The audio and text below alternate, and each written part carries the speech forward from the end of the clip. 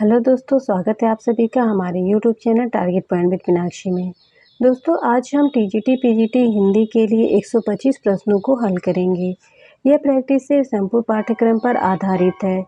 इसमें ऐसे प्रश्नों को सम्मिलित किया गया है जो कभी न कभी किसी न किसी हिंदी के पेपर में आए हुए हैं। यह प्रैक्टिस सेट आपके लिए बहुत ही महत्वपूर्ण होने वाला है।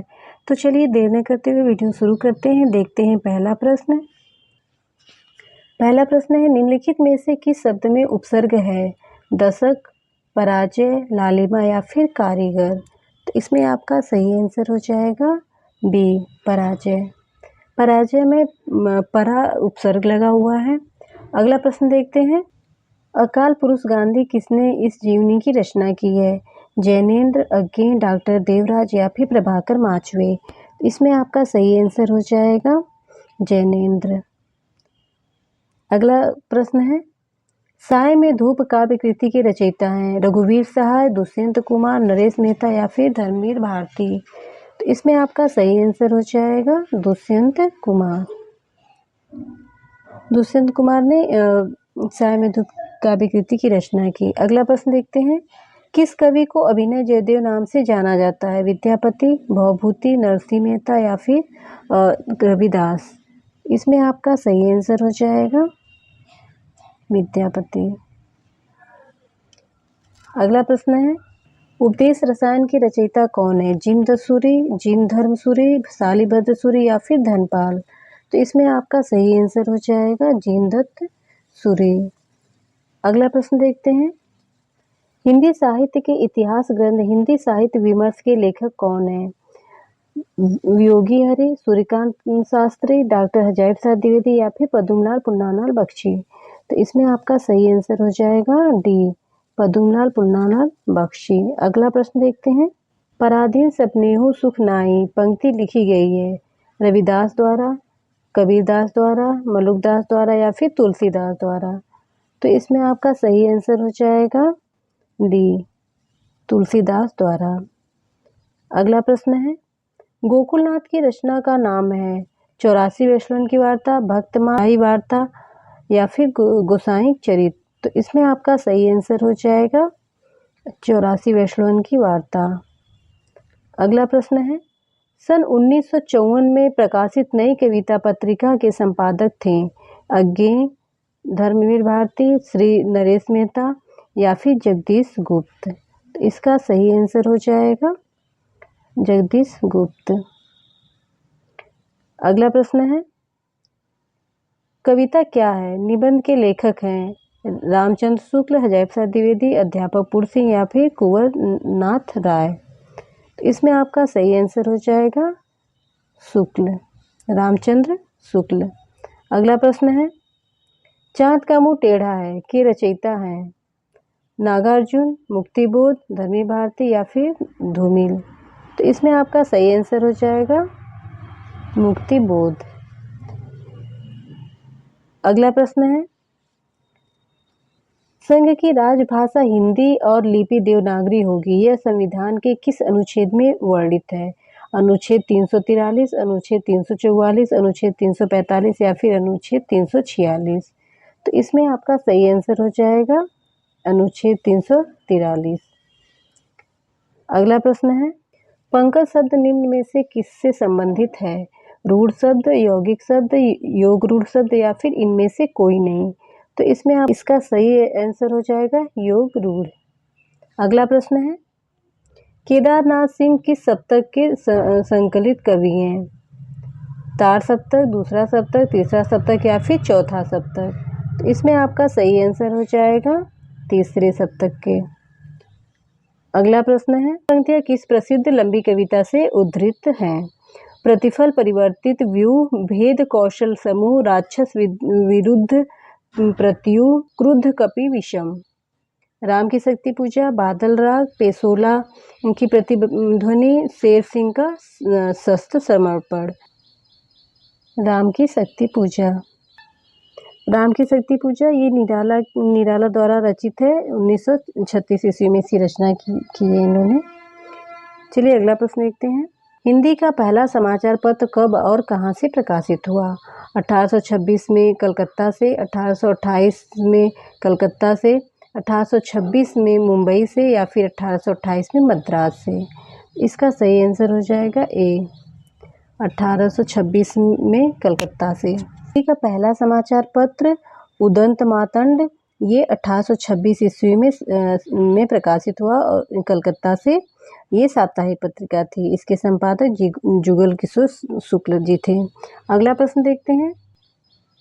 धन्य भारत भूमि सब रत्नानी की उपजाविन, इस पंक्ति के लेखक हैं? प्रताप नारायण मिश्र, बद्री नारायण चौधरी प्रेमघन, भारतेंदु हरिश्चंद्र या फिर मैथिली शरण गुप्त। तो इसका सही आंसर हो जाएगा बद्री नारायण चौधरी प्रेमघन। अगला प्रश्न देखते हैं। पंचवटी शब्द में कौन सा समास है? कर्मधारय, द्विगु, अव्ययी भाव या फिर तत्पुरुष। इसका सही आंसर हो जाएगा द्विगु। द्विगु समास में पहला शब्द संख्यावाची होता है और उससे समूह का बोध होता है। द्विगु समास में दूसरा पद संज्ञा होता है, जिसे पंचवटी है 5 वटों का समूह। ये द्विगु समास है। चलिए अगला प्रश्न देखते हैं। नचिकेतो उपाख्यान के लेखक हैं? सदल मिश्र, ईशानलाल खां, लल्लूलाल या फिर इनमें से कोई नहीं। इसका सही आंसर हो जाएगा सदल मिश्र। अगला प्रश्न है। अन्य मनस्क शब्द का आशय है जिसका मन अपनी ओर हो, जिसका मन किसी दूसरे ओर हो, जिसका मन निर्मल हो, जिसका मन केंद्रित हो। तो इसका सही आंसर हो जाएगा जिसका मन किसी दूसरी ओर हो। अगला प्रश्न है। पहला गिरमिटिया उपन्यास विशेषकर किस पर केंद्रित है? पंडित जवाहरलाल नेहरू, महात्मा गांधी, लाल बहादुर शास्त्री या फिर विनोबा भावे। तो इसमें आपका सही आंसर हो जाएगा महात्मा गांधी। अगला है।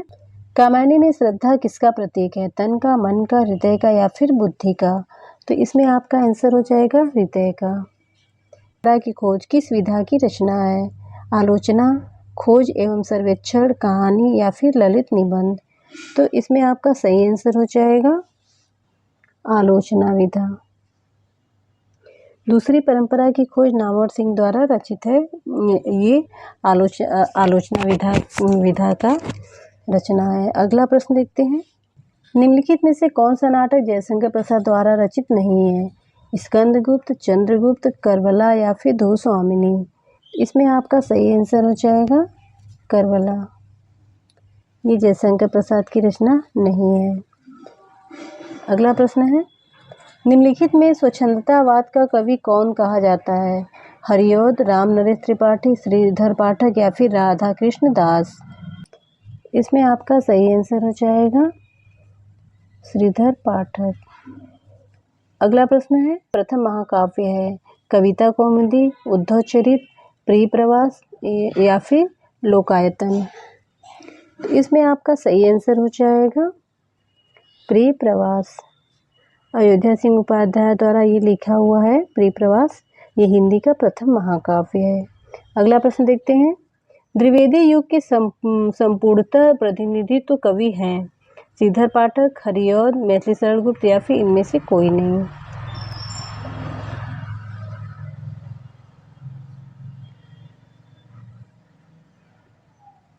तो इसका सही आंसर हो जाएगा मैथिली शरण गुप्त। भारत भारती में किस भावना की रूपरेखा प्रस्तुत है?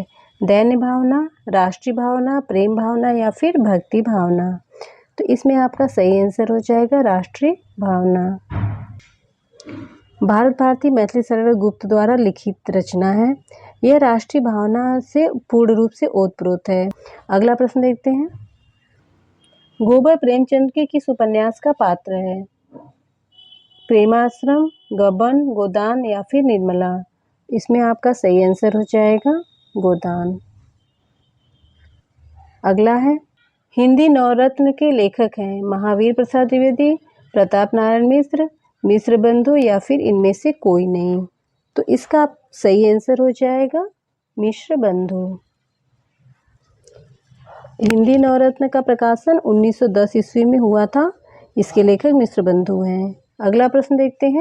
संपत्ति शास्त्र के लेखक हैं श्रीधर पाठक, महावीर प्रसाद द्विवेदी, आचार्य रामचंद्र शुक्ल, इनमें से कोई नहीं। इसका सही आंसर हो जाएगा महावीर प्रसाद द्विवेदी। संपत्ति शास्त्र के लेखक आचार्य महावीर प्रसाद द्विवेदी जी हैं। इनका मुख्य विषय अर्थशास्त्र है। अगला प्रश्न देखते हैं। खेत रहना मुहावरे का अर्थ है युद्ध में शहीद होना, कानूनी विवाद से जीवन का बच जाना, जमीन बिक जाना या फिर जमीन खरीदना। तो इसमें आपका सही आंसर हो जाएगा युद्ध में शहीद होना। अगला प्रश्न है। निम्नलिखित में से शुद्ध शब्द है, इसमें शुद्ध शब्द बताना है। तो इसमें शुद्ध शब्द क्या है? पूजनीय, पूजनीय होता है। ठीक है। अगला प्रश्न देखते हैं। लोकायतन के रचयिता हैं सूर्यकांत त्रिपाठी निराला, बालकृष्ण शर्मा नवीन, माखनलाल चतुर्वेदी या फिर सुमित्रानंदन पंत। तो इसमें आपका सही आंसर हो जाएगा सुमित्रानंदन पंत। ये सुमित्रानंदन पंत जी की रचना है। पल्लव, गुंजन, युगांत, युगवाड़ी, ग्राम्या, ये सब भी पंत जी की रचना है। अगला प्रश्न देखते हैं। आंसू है मुक्तक काव्य संकलन, अतुकांत काव्य, प्रबंध काव्य या फिर इनमें से कोई नहीं। इसका सही आंसर हो जाएगा ए, मुक्तक काव्य संकलन। अगला प्रश्न है। निराला की अंतिम कविता है राम की शक्ति पूजा, तुलसीदास, सरोज स्मृति या फिर पत्रोत्कंठित जीवन का विष बुझा हुआ है। तो इसका सही आंसर हो जाएगा डी, पत्रोत्कंठित जीवन का विष बुझा हुआ है। अगला प्रश्न देखते हैं। कला और बूढ़ा चाँद के लेखक हैं रामधारी सिंह दिनकर, सुमित्रानंदन पंत, सूर्यकांत त्रिपाठी निराला या फिर नंद दुलारे वाजपेयी। तो इसमें आपका सही आंसर हो जाएगा सुमित्रानंदन पंत। अगला प्रश्न है। महादेवी वर्मा का प्रथम काव्य संकलन है दीपशिखा, यामा, निहार, रश्मि। इसका सही आंसर हो जाएगा निहार। अगला प्रश्न है। प्रेमचंद की कृति जिसे ब्रिटिश शासन द्वारा जब्त कर लिया गया था है सोजे वतन, कर्मभूमि, गबन या फिर निर्मला। तो इसमें आपका सही आंसर हो जाएगा सोजे वतन। ये प्रेमचंद की कहानी संग्रह है जिसे ब्रिटिश शासन द्वारा जब्त कर लिया गया था। अगला देखते हैं। श्री वेंकटेश्वर समाचार प्रकाशित होता था कलकत्ता से, इलाहाबाद से, लखनऊ से या फिर मुंबई से। इसका सही आंसर है मुंबई से। अगला प्रश्न है।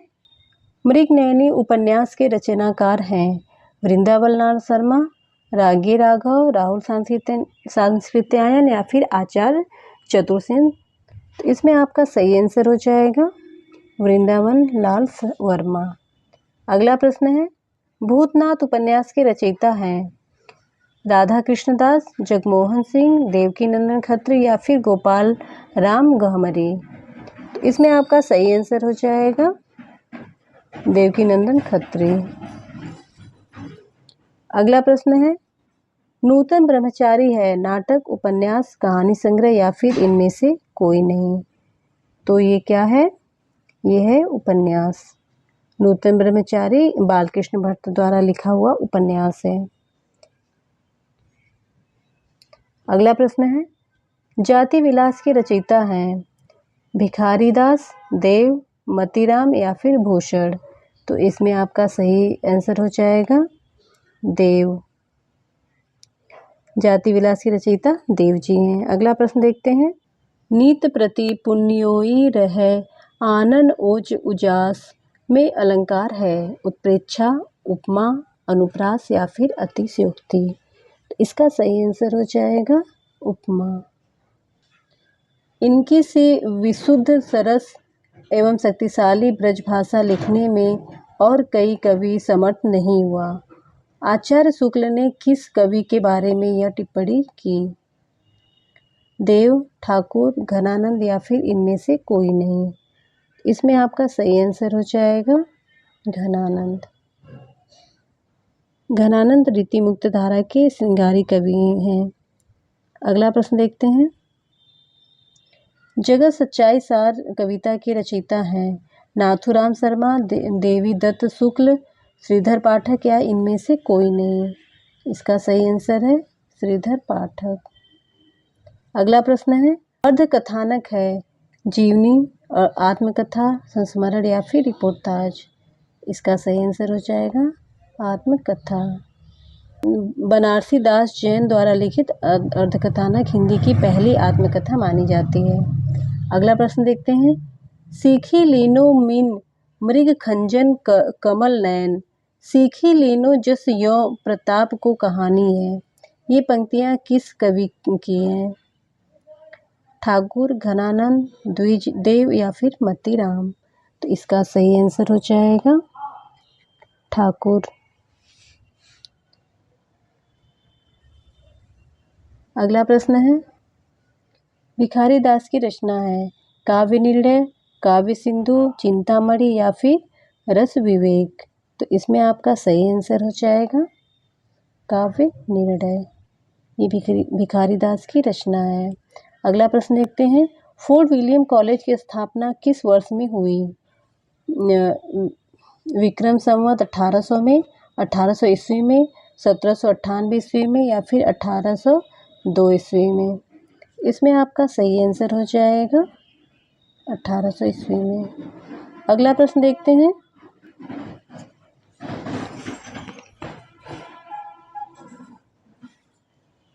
स्वच्छंदतावाद की विशेषता नहीं है प्रकृति पर्यवेक्षण, प्रेम चित्रण, कथा गीत प्रयोग, ब्रजभाषा में रचना।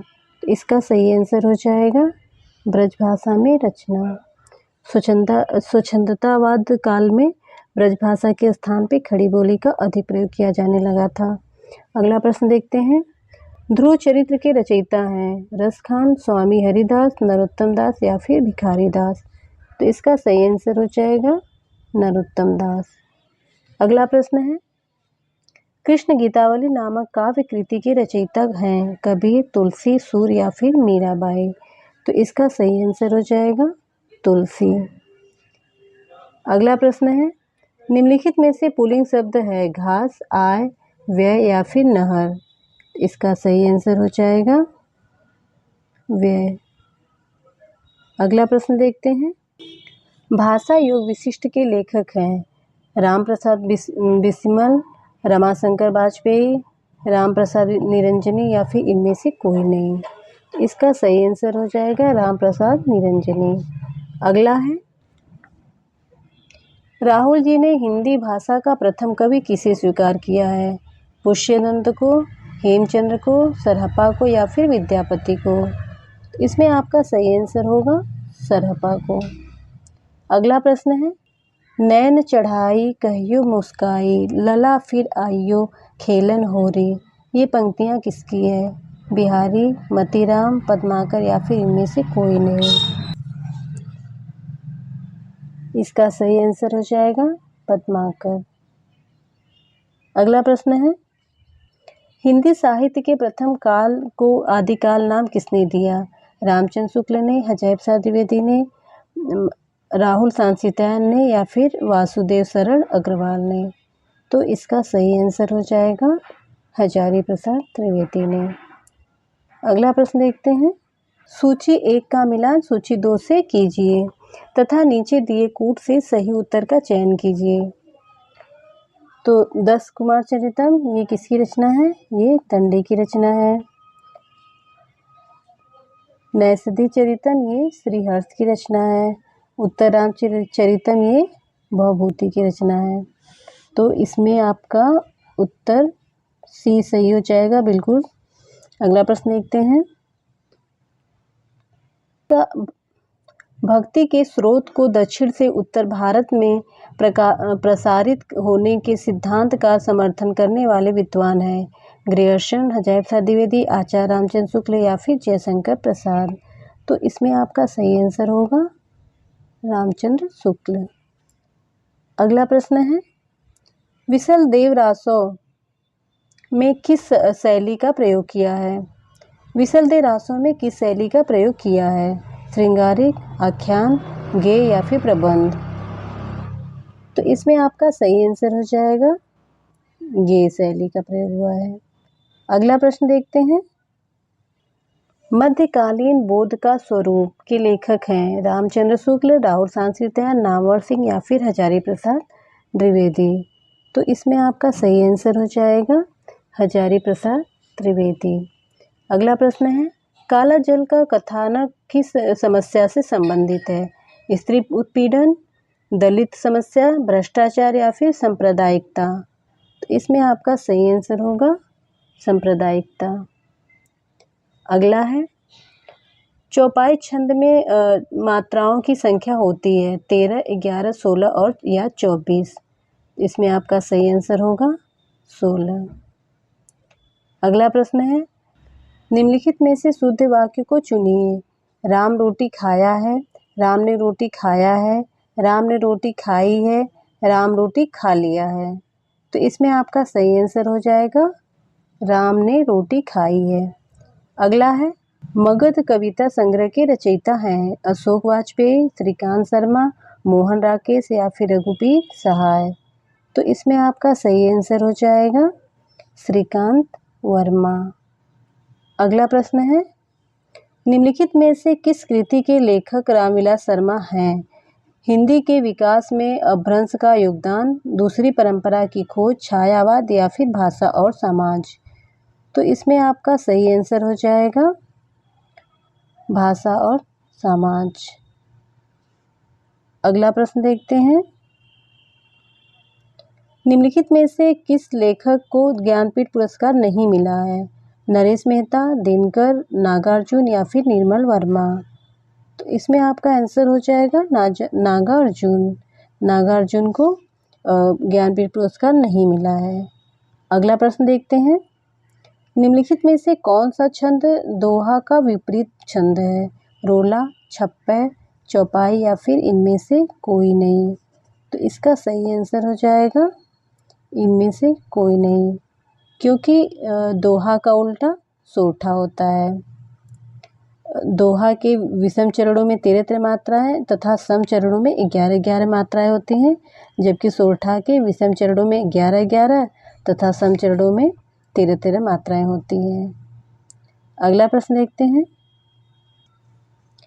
नेताजी कहीन के लेखक हैं रविंद्र कालिया, रविंद्रनाथ त्यागी, श्रीलाल शुक्ल या फिर मनोहर श्याम जोशी। तो इसमें आपका सही आंसर हो जाएगा मनोहर श्याम जोशी। अगला है, ब्रजभाषा है पूर्वी हिंदी, बिहारी हिंदी, पश्चिमी हिंदी या फिर पहाड़ी हिंदी। तो इसका सही आंसर हो जाएगा पश्चिमी हिंदी।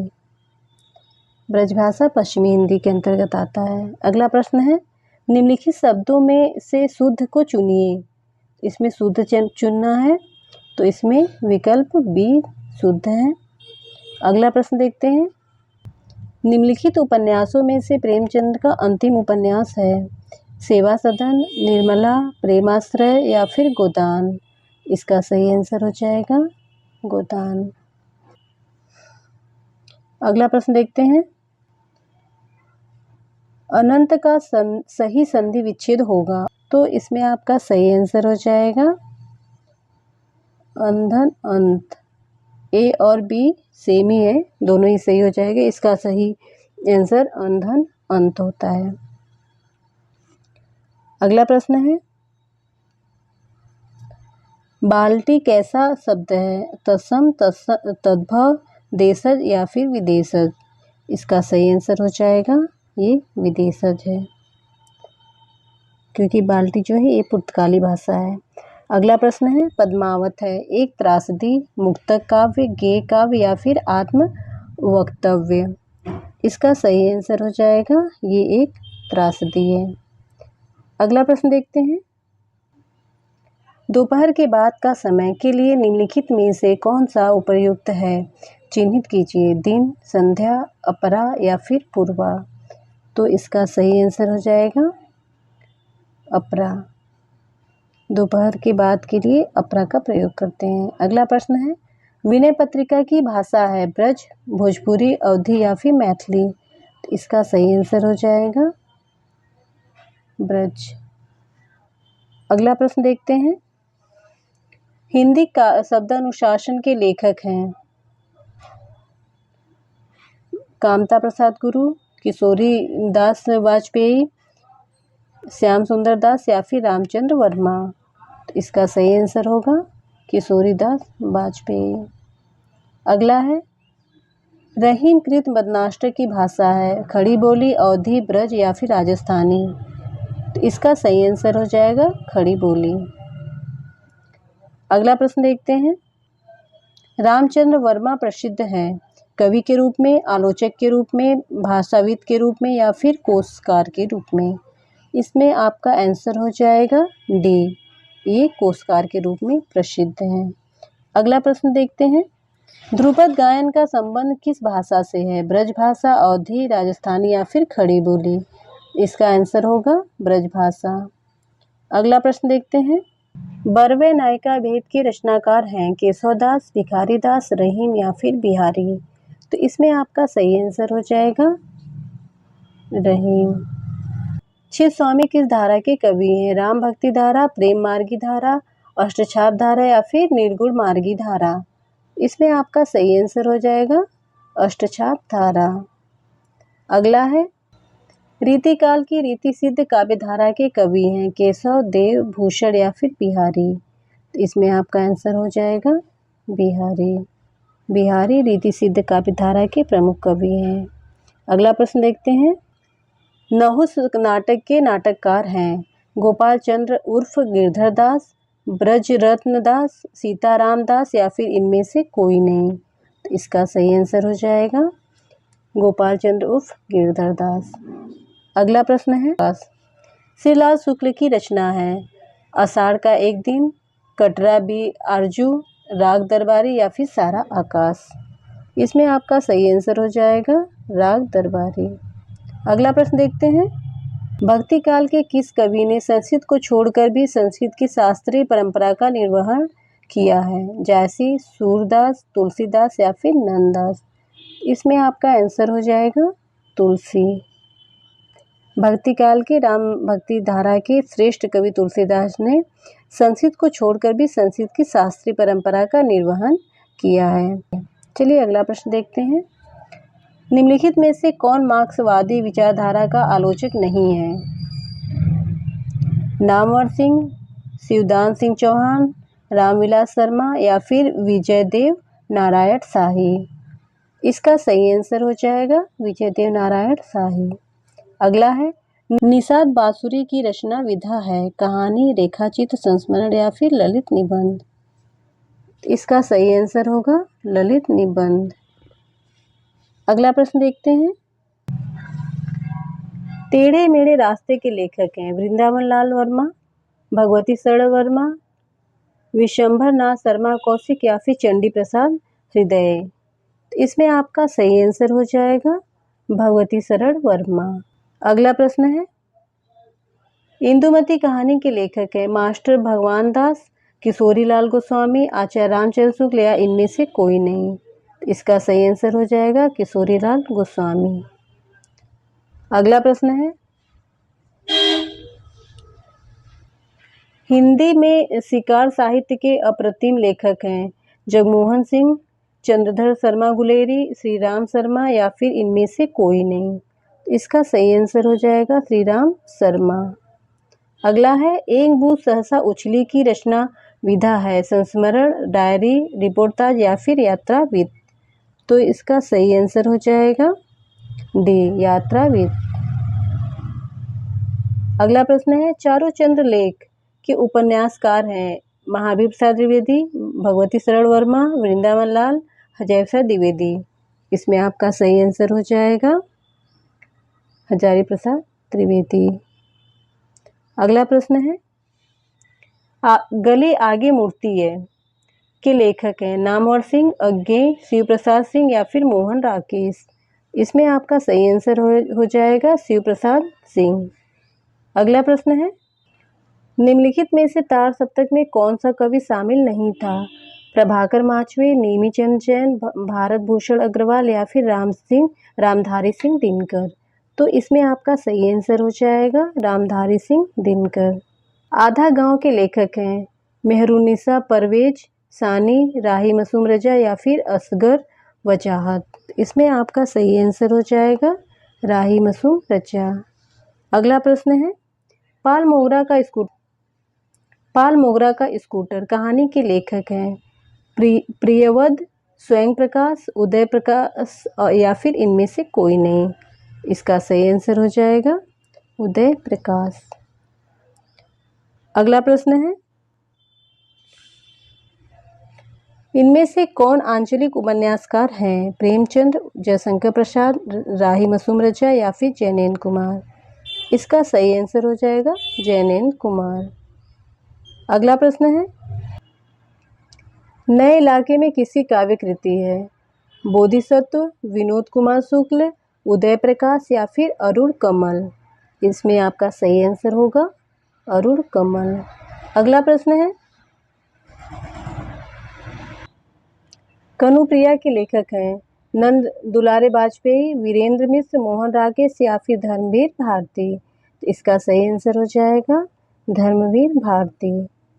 अगला प्रश्न देखते हैं, भूल, यहाँ पे भूल रहेगा, यहाँ पे मूल लिखा हुआ है।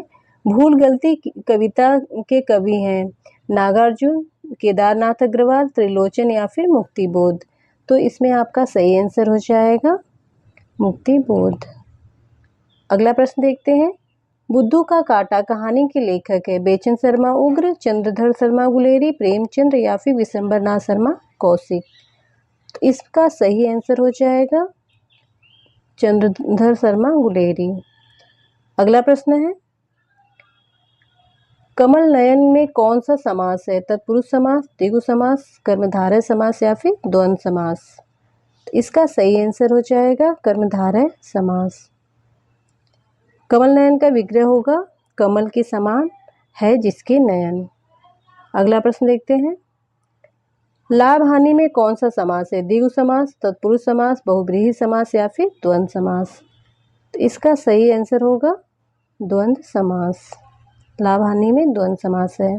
अगला प्रश्न देखते हैं, न नौ मन तेल होगा और न राधा नाचेगी। इसका अर्थ है काम से जी चुराना, मन लगाकर काम करना, बुरा सोचना, ऐसी शर्त जो पूरी न हो सके। तो इसका सही आंसर हो जाएगा ऐसी शर्त जो पूरी ना हो सके। अगला है, निम्नलिखित में से लोकोक्ति को चुनिए। अंधे की लकड़ी 9 2 11 होना, गले पड़ना, अधजल गगरी छलकत जाए। तो इसका सही आंसर हो जाएगा अधजल गगरी छलकत जाए। ये क्या है? लोकोक्ति है, बाकी सब मुहावरे हैं। अगला प्रश्न है, दुलाई वाली किस विधा की रचना है? कहानी, उपन्यास, रेखाचित्र या फिर संस्मरण। तो इसका सही आंसर हो जाएगा कहानी। ये बंग महिला राजेंद्र बाला घोष द्वारा रचित कहानी है। अगला प्रश्न है, निम्नलिखित में से कौन सा उपन्यास नागार्जुन का नहीं है? बलशनामा, रतिनाथ की चाची, वरुण के बेटे या फिर परती परिकथा। इसका सही आंसर हो जाएगा परती परिकथा। अगला प्रश्न है, जुलूस उपन्यास के लेखक हैं नागार्जुन, राकेश मोहन, कमलेश्वर या फिर फणिक्वनाथ रेणु। इसका सही आंसर हो जाएगा, इसके रचनाकार कौन है? रेणु जी, फणिक्वनाथ रेणु। अगला प्रश्न है, बकरी नाटक के रचयिता हैं मोहन राकेश, उपेंद्रनाथ अस्क, हबीब तनवीर या फिर सर्वेश्वर दयाल सक्सेना। इसका सही आंसर हो जाएगा सर्वेश्वर दयाल सक्सेना। बकरी नाटक सर्वेश्वर दयाल सक्सेना द्वारा लिखा हुआ है। अगला प्रश्न देखते हैं, संस्कृति के 4 अध्याय किसकी रचना है? अज्ञेय, मुक्तिबोध, जयशंकर प्रसाद या फिर दिनकर। तो इसका सही आंसर हो जाएगा ये दिनकर की रचना है। अगला प्रश्न है, देहाती दुनिया के रचनाकार हैं पद्मलाल पन्नालाल बख्शी, हजारी प्रसाद द्विवेदी, शिवपूजन साहा या फिर बलभद्र दीक्षित पठिस। तो इसका सही आंसर हो जाएगा सी, शिवपूजन सहाय। अगला प्रश्न है, गेहूं और गुलाब की रचना विधा है उपन्यास, कहानी, नाटक या फिर रेखाचित्र। तो इसका सही आंसर हो जाएगा ये रेखाचित्र है। आवारा मसीहा किसकी जीवनी पर आधारित उपन्यास है? प्रेमचंद, शरत चंद्र, बंकिम चंद्र चटर्जी, रविनाथ ठाकुर। इसका सही आंसर होगा शरत चंद्र। आवारा मसीहा शरत चंद्र की जीवनी पर आधारित है। अगला प्रश्न है, मेरी जीवन यात्रा आत्मकथा है। अजय प्रसाद द्विवेदी, महावीर प्रसाद द्विवेदी, राहुल सांस्कृत्यायन या इनमें से कोई नहीं। इसका सही आंसर हो जाएगा राहुल सांस्कृत्यायन। कुआनो नदी कविता संग्रह के कवि हैं त्रिलोचन, भारत भूषण अग्रवाल, अज्ञे या फिर सर्वेश्वर दयाल सक्सेना। इसमें आपका सही आंसर हो जाएगा सर्वेश्वर दयाल सक्सेना। अगला प्रश्न देखते हैं। प्रश्न संख्या 121 से 125 तक गद्यांश पे आधारित है। निम्नलिखित गद्यांश को पढ़कर दिए गए प्रश्नों के उत्तर दीजिए। मनुष्य के लिए कविता इतनी प्रयोजनीय वस्तु है कि संसार की सभ्य असभ्य सभी जातियों में किसी न किसी रूप में पाई जाती है। चाहे इतिहास न हो, विज्ञान न हो, दर्शन न हो, पर कविता का प्रचार अवश्य रहेगा। बात यह है कि मनुष्य ही व्यापारों का ऐसा सघन और जटिल मंडल बांधता चला आ रहा है जिसके भीतर बंधा हुआ से सृष्टि के साथ अपने हृदय का संबंध भुला सा रहता है। इस परिस्थिति में मनुष्य को अपनी मनुष्यता खोने का डर बराबर रहता है। इसी की अंतर प्रकृति में मनुष्यता को समय समय पर जगाते रहने के लिए कविता मनुष्य जाति के साथ चली आ रही है और चलती चलेगी। गद्यांश पे आधारित पहला प्रश्न है, कविता मानव का पथ कब प्रशस्त करती है? जब वह सांस्कृतिक बंधनों से मुक्त रहता है, जब वह अपने उद्देश्यों के प्रति सजग रहता है, जब वह अपनी मनुष्यता को खोने के डर से भयभीत रहता है, जब उसे अपने देश दुनिया की खबर नहीं रहती है। इसमें आपका सही आंसर हो जाएगा सी, जब वह अपनी मनुष्यता को खोने के डर से भयभीत रहता है। अगला प्रश्न है, वह शेष सृष्टि के साथ अपने हृदय का संबंध भूला सा रहता है। वाक्य में वह शब्द किसके लिए प्रयुक्त हुआ है? कविता के पाठक के लिए, लेखक के लिए, संपूर्ण मनुष्य जाति के लिए, अन्य सभी प्राणी के लिए। इसका सही आंसर हो जाएगा संपूर्ण मनुष्य जाति के लिए। अगला प्रश्न है, कविता में प्रयोजनीयता के संबंध में कौन सा कथन सत्य है? वह सभी में किसी न किसी रूप में पाई जाती है, उसका प्रचार हर काल में होता रहेगा, वह मनुष्य की अंतः प्रकृति में मनुष्यता को जगाते रहने का काम करती है, वह सभ्य असभ्य सभी वर्गों से जुड़ी रहती है। इसका सही आंसर हो जाएगा डी, वह सभ्य असभ्य सभी वर्गों से जुड़ी रहती है। अगला प्रश्न है, इनमें से कौन सा कथन सत्य नहीं है? मनुष्य के लिए कविता अत्यंत प्रयोजनीय वस्तु है, कविता सामाजिक दायित्व की दिशा बताती है, कविता मनुष्य को ऐसा सघन और जटिल मंडल बांधने का गुर सिखाती है कि वह मानवीय दायित्वों को भूल जाता है, कविता जीवन जीने की कला सिखाती है। इसमें आपका सही आंसर हो जाएगा सी, कविता मनुष्य को ऐसा सघन और जटिल मंडल बांधने का गुर सिखाती है कि वह मानवीय दायित्वों को भूल जाए। ये असत्य है और इसमें असत्य पूछा है, इसीलिए ये आपका ऑप्शन सी सही हो जाएगा। मनुष्य को अपनी मनुष्यता खोने के भय से कविता किस प्रकार मुक्ति दिलाएगी?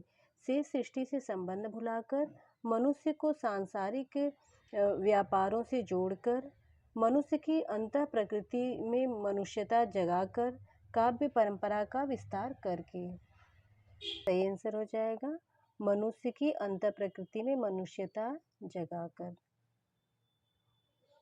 तो दोस्तों, ये थे 125 प्रश्नों की प्रश्नोत्तरी जिसको हमने आज हल किया है। अगर आपको वीडियो पसंद आए तो इसे लाइक करें, हेल्पफुल लगे तो अपने दोस्तों को शेयर करें, साथ ही मेरे चैनल को सब्सक्राइब कर लें और बेल आइकन को भी प्रेस कर दें ताकि मेरे वीडियो की नोटिफिकेशन आपको मिलते रहें। मिलते हैं अगले वीडियो में, तब तक के लिए धन्यवाद।